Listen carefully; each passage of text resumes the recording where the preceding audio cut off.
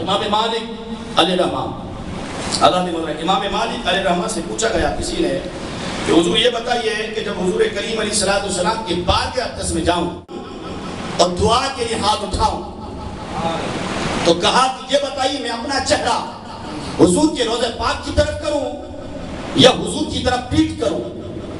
دو سوال پوچھے. کیا کہا؟ توجہ سے سنیے گا. حضور کی بارگاہ میں جاؤں تو دعا کس انداز میں مانگوں؟ امام مالک کا فتویٰ دیکھیے، اور امام مالک مجتہد ہیں، امام مالک بہت بڑا عالم دین ہے اور ساری امت مانتی ہے. کیا میں نے کہا امام مالک سے جب کسی نے پوچھا نا جب حضور کی بارگاہ میں جائیں تو جب دعا کے لیے ہاتھ اٹھائیں تو ہمارا رخ کس طرف ہونا چاہیے، رخ کہاں ہونا چاہیے؟ تو امام مالک علیہ رحمہ نے فرمایا کہ اپنا چہرہ ان سے کیوں پھیرتا ہے، اپنا چہرہ ان سے کیوں پھیرتا ہے. امام مالک فرماتے ہیں فرمائے اپنا چہرہ ان سے کیوں پھیرتا ہے جو قیامت کے دن اللہ کی طرف تیرا وسیلہ ہے. امام مالک کا فتویٰ سنو، یہ دیکھ کر پڑھنا اس وجہ سے.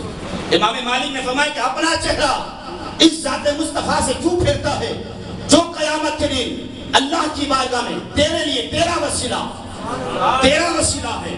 اور آگے فرمایا تیرے باپ آدم علیہ السلام کا وسیلہ ہے، بولے سبحان اللہ، اور تمام لوگوں کا وسیلہ ہے، بولے سبحان اللہ.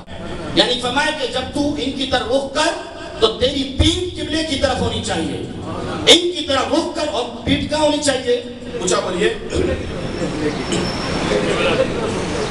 جیسے یہ روضہ پاک ہے اور یہ قبلہ ہے، تو اس نے پوچھا کہ حضور یہ بتائیے کہ جب میں دعا مانگوں تو میرا رخ روضہ پاک کی طرف ہونا چاہیے یا قبلے کی طرف؟ کیونکہ وہ ابھی وہاں کھڑا ہو کہتا ہے قبلہ، آجی قبلہ. ہم نے کہا امام مالک کو پڑھا ہے؟ میں نے کہا یہی بدقسمتی تو نے پڑھا کسی کو نہیں. تو امام مالک نے بڑے خوبصورت انداز میں فرمایا کہ جب حضور کی بارگاہ میں جاؤ تو فرمایا ان کو پیٹ نہیں کرنا، ان کو پیٹ نہیں کرنا. فرمایا کیونکہ یہ تیرا وسیلہ، تیرے باپ آدم کا وسیلہ، لوگوں کا وسیلہ، اور فرمائے کہ لوگوں کی دعاؤں کا اجابت قبول کرنے والا ذریعہ ہے. فرمائے قیامت کے دن شفیع ہے، اور فرمائے کہ جو ان کا وسیلہ دیتا ہے اللہ جل وعلا اس کی دعا کو رد نہیں کرتا ہے.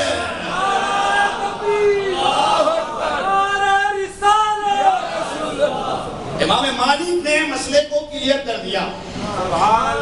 اب امام مالک کا قول لے لو یا نجدی کا قول لے لو، میری بات سمجھیے نا. امام مالک کا قول لو یا نجدی کا قول لو. اور میرا امام تو 100 سال پہلے کہہ کر چلا گیا. میرا امام تو بریلی کی چٹائی پہ بے باک اور نڈر اور جرت مندانہ انداز میں کہہ کر چلا گیا. فرمایا کہ حاجیوں آؤ شہنشاہ کا روضہ دیکھو، کعبہ تو دیکھ چکے، کعبے کا کعبہ دیکھو. حضرت محترم یہ میرا امام ڈرا کسی سے نہیں.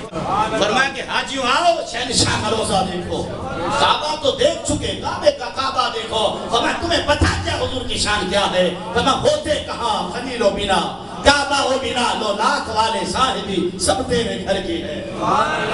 سمجھے بھی بولو سبحان اللہ.